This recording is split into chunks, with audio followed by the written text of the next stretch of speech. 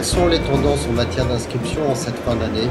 Alors je dirais que les inscriptions se stabilisent, il y a un petit peu moins d'engouement pour maintenant les inscriptions sur le salon, mais les gens reviennent après, quelques semaines plus tard ou dans le mois de janvier pour conclure leur envie, on va dire leur rêve. Mais il y a un petit peu moins d'achats sur les salons. En revanche, il y a toujours autant de visiteurs, toujours autant de passionnés. Là, cette semaine, on va dire que c'est les conditions météo qui n'ont peut-être pas aidé le salon nautique de Paris. On voit que les gens ont envie quand même, ont envie de sortir de l'hiver également, ont envie de s'amuser. Il y a un besoin de s'épanouir et de retrouver goût à la vie, on va dire. Quels sont les permis les plus demandés? Alors essentiellement, le permis qui est le plus sollicité, c'est le permis maire côtier. C'est celui qui permet d'accéder à la plaisance. C'est le premier permis qui est donc dispensé dans la plupart des écoles. Puis il y a également aussi, par rapport à l'environnement dans lequel nous sommes, entre autres dans le hall 1, les permis hauturiers qui sont bien souvent choisis par des voileux, de façon à accéder également à la location pour les pays étrangers. Et le permis français, qui est encore une grande valeur, puisqu'il y a un programme qui est correct et sérieux, permettent de rassurer également les propriétaires de bateaux ou les sociétés de location. Si l'on vous proposait une série documentaire maritime sur la plaisance, quel sujet aimeriez-vous voir traiter? Alors au niveau effectivement sur la plaisance, ce qui serait sympa, c'est de pouvoir sensibiliser peut-être les personnes qui font du bateau à moteur au risque de la navigation à voile, c'est-à-dire confronter peut-être ces deux univers, qui puissent passer plus de temps ensemble. C'est votre premier salon à Paris? Moi, je viens régulièrement au salon nautique, que ce soit celui-là ou celui de La Rochelle. Vous possédez un bateau? J'avais un bateau, j'en ai plus.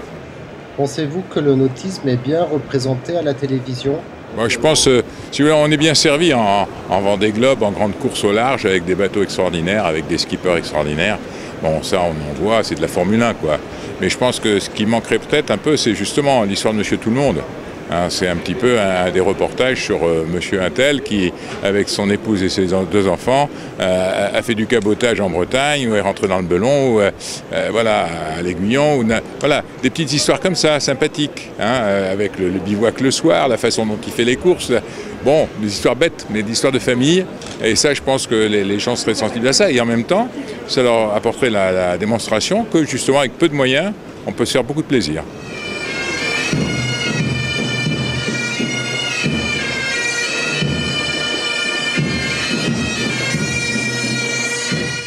Sur quelle mer avez-vous navigué? On a fait surtout la mer Méditerranée, mais on a été aussi au Belize, on a navigué aux Canaries, on a navigué un peu partout, donc en Méditerranée, Turquie, Grèce, Croatie. Espagne, Sicile, l'Italie, Croatie, oui. Voilà. Ah oui, ça fait rêver. C'est magnifique. De beaux souvenirs pendant les longues soirées d'hiver. Quel est l'état d'esprit des plaisanciers? Alors, on souhaitait monter un genre de croisière où chacun devait bloquer son frigo, bloquer ses moteurs. Les gens ont quand même besoin actuellement de beaucoup de confort et partir simplement avec des voiles, c'est plus du tout à l'ordre du jour. On a l'impression qu'on vient racheter un appartement et les questions sont les mêmes. Donc, est-ce que c'est confortable? Est-ce que la couleur du bois vous plaît? Et on est très loin de l'eau et donc on ne passe pas du tout aux qualités marines d'un bateau. Est-ce que vous trouvez que la plaisance est bien représentée à la télévision? C'est assez rare quand même de voir des reportages. Donc Thalassa est quand même très, très présente et bien fidèle. Sinon, on voit au moment des grands départs de course ou des arrivées, on voit quelques reportages ou pendant. Mais ça va très vite, hein. C'est quelques minutes le soir et donc il y a quand même assez peu de reportages de fond. Si l'on vous proposait une série documentaire maritime, qu'aimeriez-vous y voir? Ça serait intéressant de faire partager que des gens qui ont fait déjà des grands programmes de navigation fassent partager leur expérience au niveau pratique.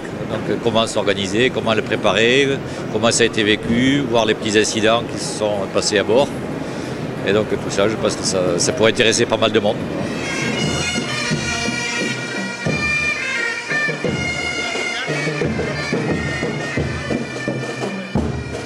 Il est important qu'il y ait le secteur tourisme des régions. Mais oui, je trouve que ça c'est un point important parce qu'on a des informations, des idées qui peuvent être suggérées là. Même si les rassemblements traditionnels de bateaux dans quelle que soit la région, sont fort mal connus et fort mal traités par les exposants. Et par les médias. Par les médias, n'en parlons pas. Et ils sont où de petits bateaux? Il y en a un qui est basé à Oléron, la Caravelle, parce qu'on a un petit pied-à-terre et qu'on navigue régulièrement à Oléron et pas ailleurs. Quant à la barquette provençale, elle est sur remorque et ça nous permet d'aller aux différents rassemblements de bateaux avec cet exemplaire de barquette qu'on a et qui date de 1927. C'est vous qui l'avez retapé?